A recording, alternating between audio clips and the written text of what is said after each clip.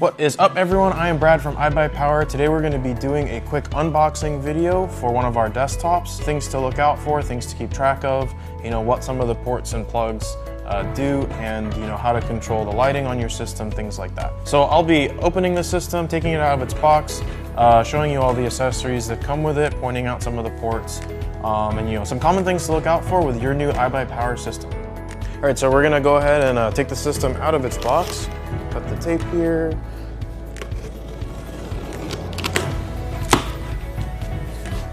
Okay, so there's gonna be a few things inside you wanna keep an eye out for. We have a quick start guide, accessory bag. This PC comes with a mouse and keyboard. Thanks.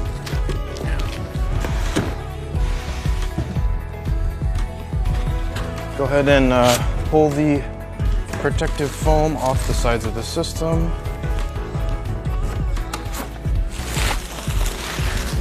All right, cool. All right, so we got the PC out of its box. Before we take a look too much at the computer itself, we're gonna look at some of the things that we found in the box. First off, we have the accessory bag, the power cord for the PC, that's important, of course. This PC comes with Wi-Fi, so make sure to take a look in your accessory bag. If you do have Wi-Fi antennas, you'll need to screw those onto the PC once we're done. A little user guide for the graphics card. Like I said, any of the parts that come in your computer, if they do come with instruction manuals, we do include them in the accessory bag. You don't necessarily need these, but it's good to keep them, somewhere safe in case you need to refer back to them later. We also have our little card for instructions on how to work the RGB. A lot of these computers will have RGB lighting. There's a few different RGB ecosystems, different control methods.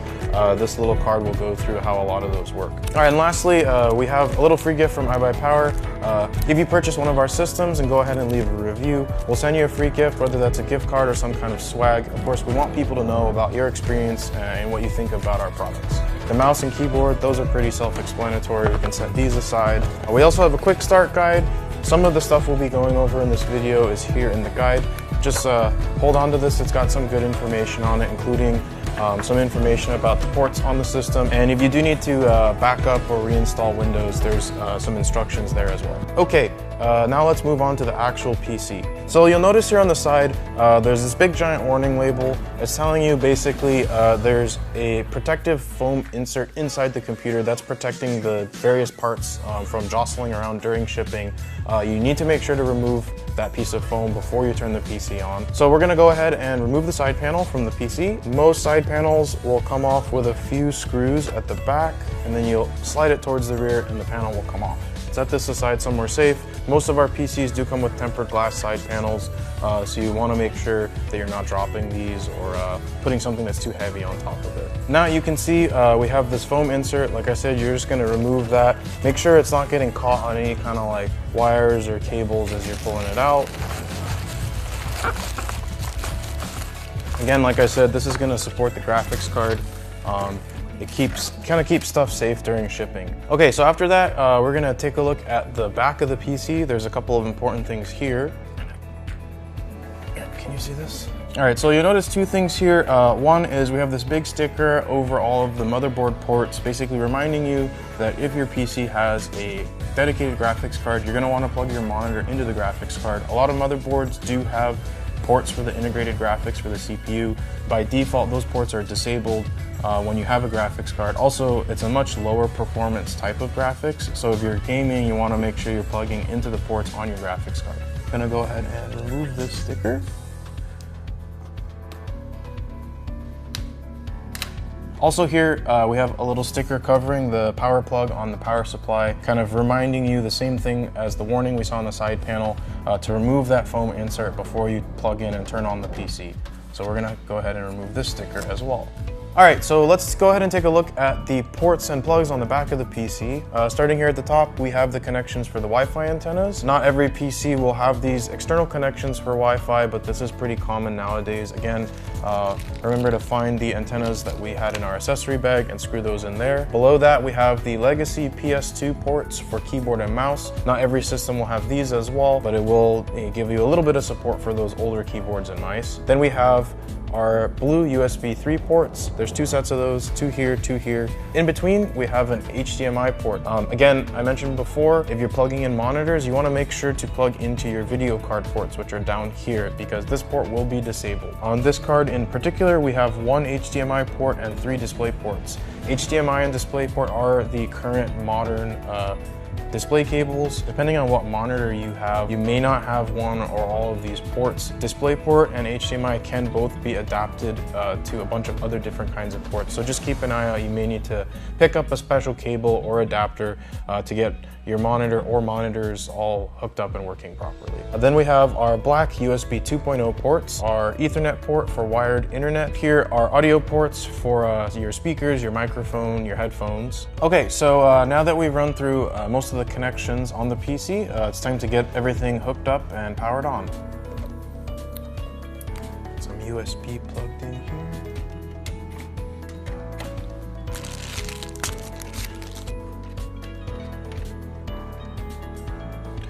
And I'm gonna turn it.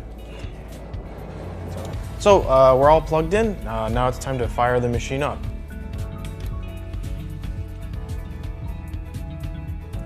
So there's a few things that we do recommend you do when you first get the machine started up. Of course, you're gonna have to go through and create your Windows user ID, set up some of your personal settings. But after that, there's a couple of things we definitely recommend that you do. First off, we recommend you check all the ports on the PC. That includes the front panel USB, front panel audio, and all the USB and connection on the rear panel, and as many of the display ports on your graphics card as you can. This will make sure that, in the future, if you do need to expand and, add anything, you don't suddenly run into, a dead port or, something that was loose or disconnected. Just want to make sure everything's working right on day one. A lot of people ask us, what kind of software should I download? Actually, the thing we recommend, whatever game you were hyped about playing or a game that you have been playing, go ahead and install that one right away.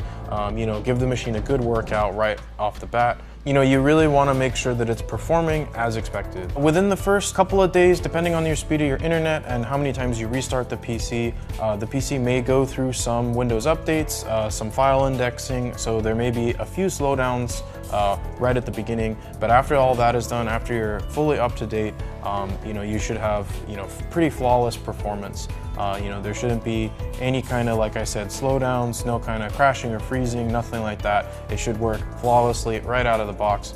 If you do have any issues with the PC, make sure to get in touch with our support as soon as you can. Of course, all of our PCs do come fully warranted, parts and labor. So if you have any issues, make sure to call us, and we can work through these things with you. So lastly, of course, you do notice this PC does have some RGB lighting going on. We do get a lot of questions about, how that's controlled. If your computer does come with the RGB Quick Start Guide, you can refer to that. But if it doesn't come with it, basically there's 3 main ways that RGB is controlled on our systems. The first way and the most common way is through motherboard software.